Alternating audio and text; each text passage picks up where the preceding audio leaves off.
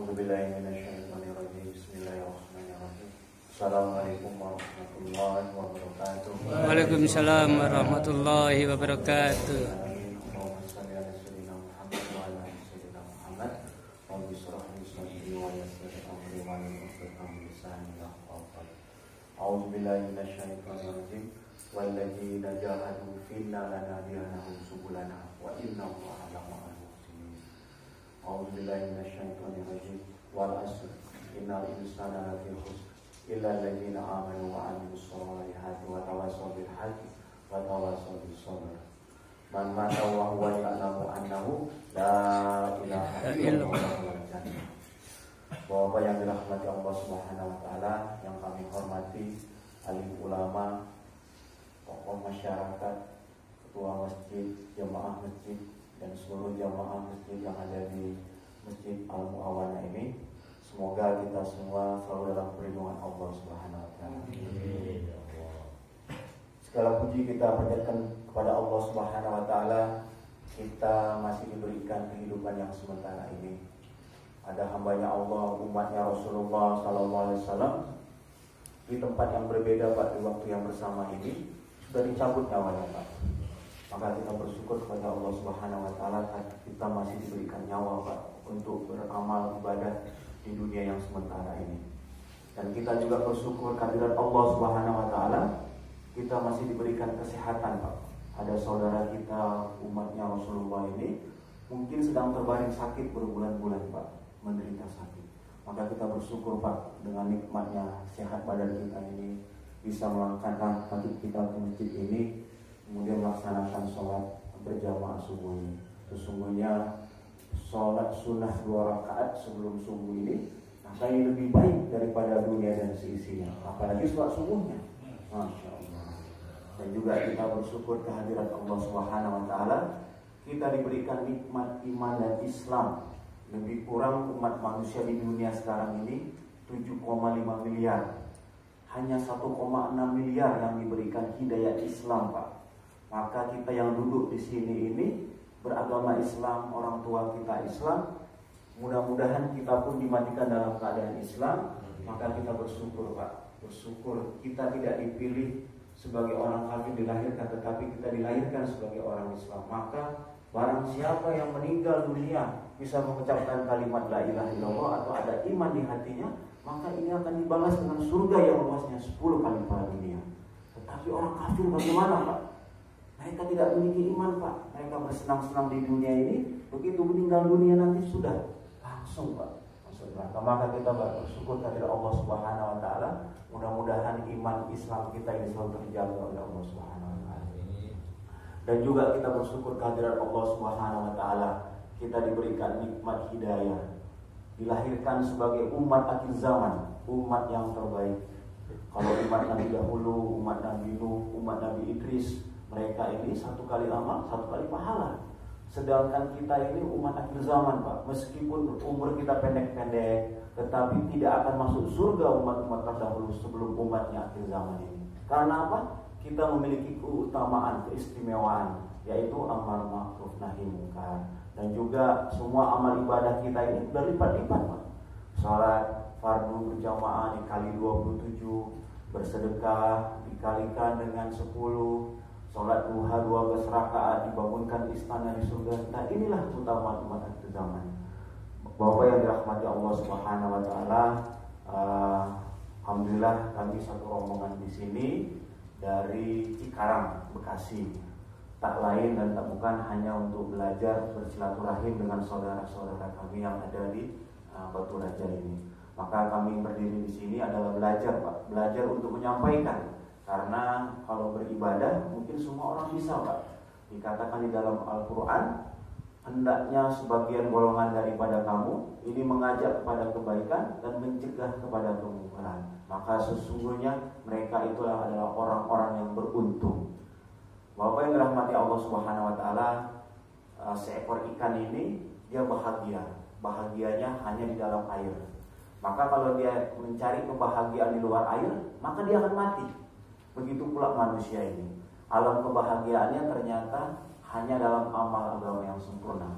Kalau dia cari kebahagiaan di luar amal agama, mencari kebahagiaan pergi ke puncak gunung, ke pantai-pantai, mencari kebahagiaan di kebendaan, di jabatan, jabatannya habis dia bersedih, mencari kebahagiaan di rumah yang besar, begitu rumahnya sudah tidak ada dia pun bersedih, mencari kebahagiaan di uang yang banyak, begitu uangnya sudah habis dia pun bersedih, maka tidak bisa mencukupi hatinya yang luas ini.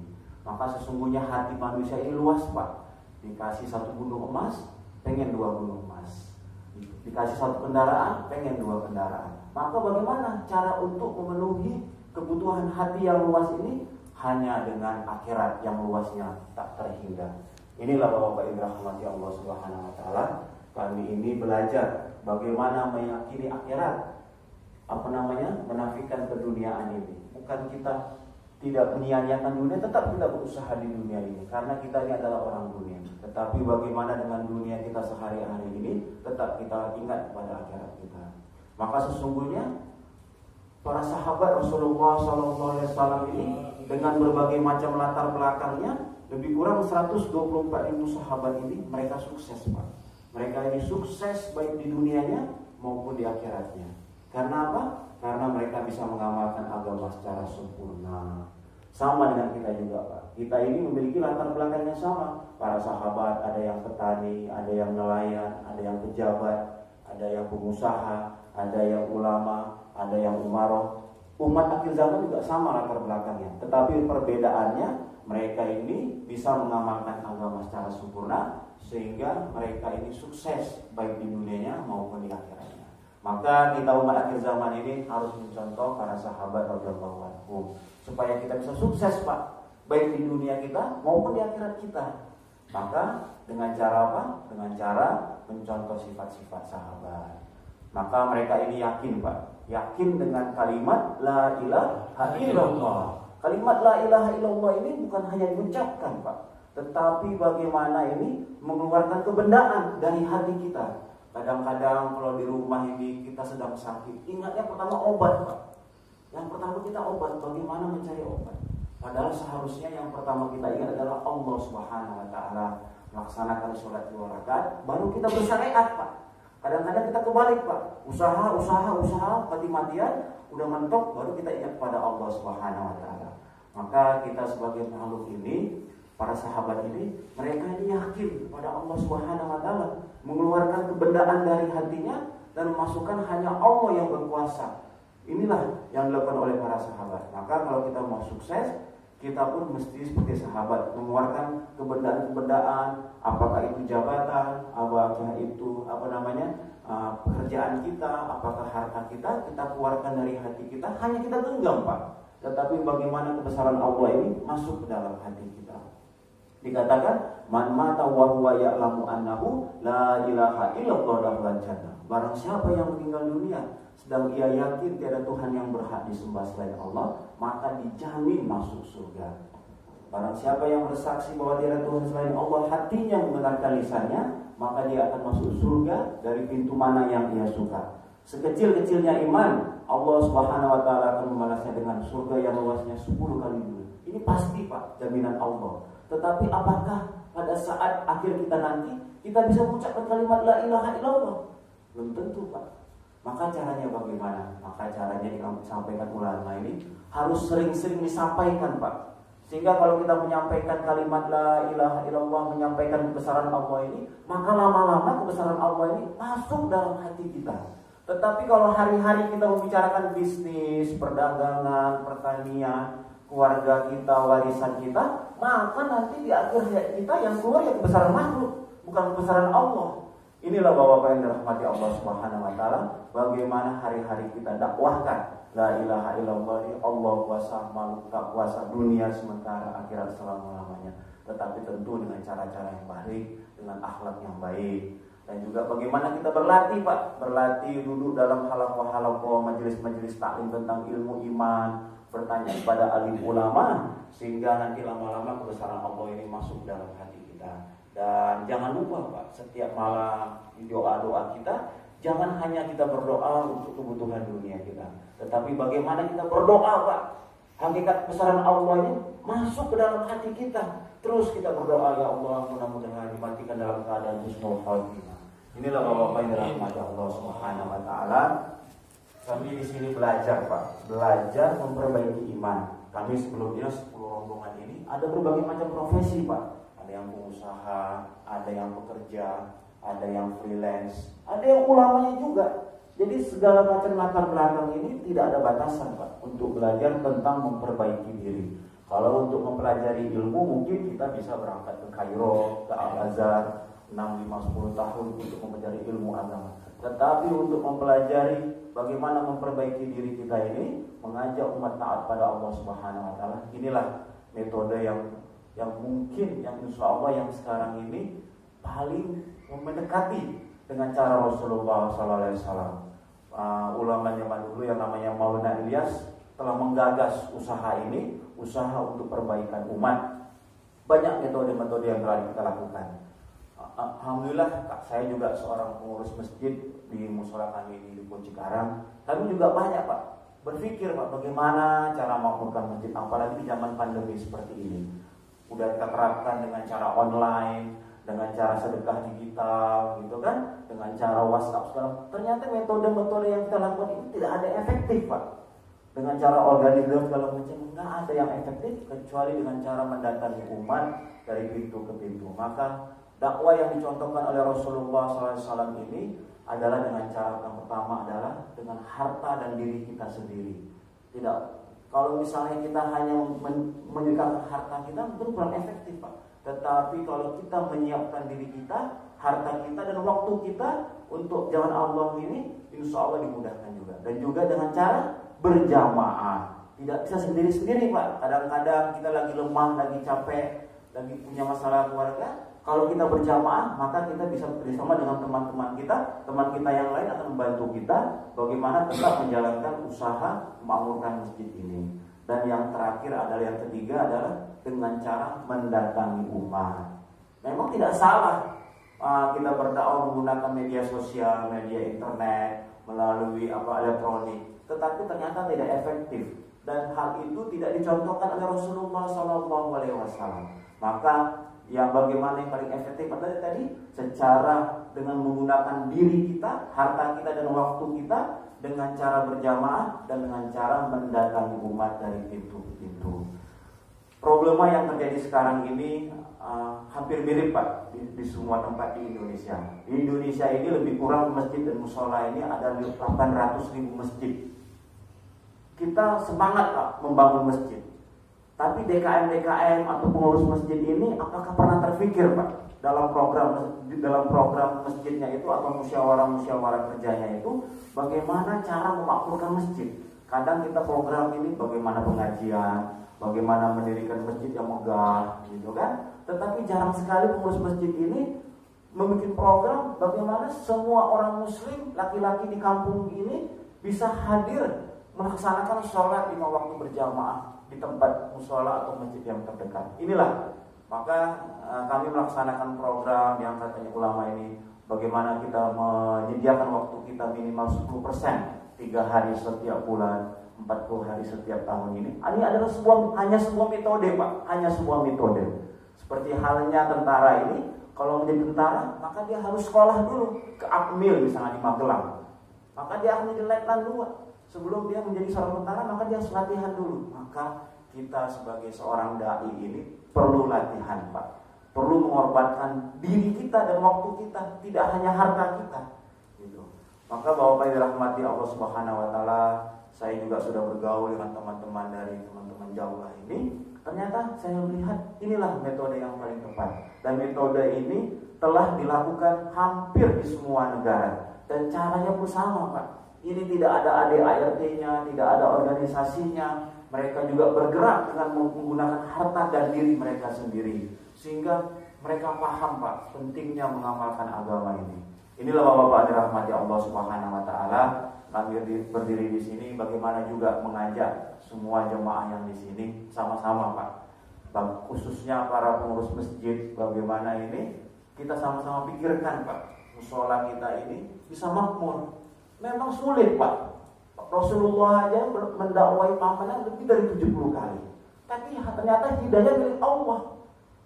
Kita mungkin baru sekali 2 kali kita sudah merasa sedih. merasa tersinggung gitu kan, gara-gara orang yang kita ajak tidak mau. Padahal dakwah ini sebenarnya bukan buat orang lain, Pak. Dakwah ini sebenarnya buat diri kita.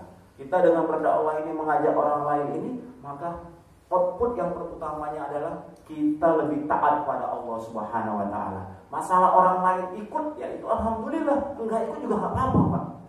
Yang penting bagaimana diri kita terus mengajak orang taat pada Allah Subhanahu wa taala, dan mudah-mudahan, Pak, anak keturunan kita pun juga ikut dalam usaha ini dan ikut taat pada Allah Subhanahu wa taala. Bapak yang dirahmati Allah Subhanahu wa taala, inilah sebuah metode di akhir zaman ini, di tahun 1442 Hijriah ini.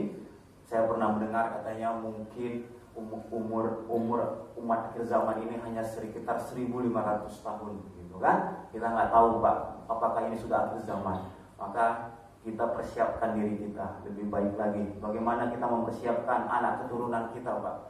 Jangan sampai ini kita sudah dimiliki musola yang besar seperti ini dan megah seperti ini, tetapi orang-orang di kampungnya ini belum hadir dengan maksimum pada kampung ini. Bagaimana, Pak, caranya? Yaitu dengan cara bermusyawarah, duduk bersama, memikirkan bagaimana orang-orang di kampung ini taat pada Allah Subhanahu wa taala. Inilah Bapak yang dirahmati Allah Subhanahu wa taala.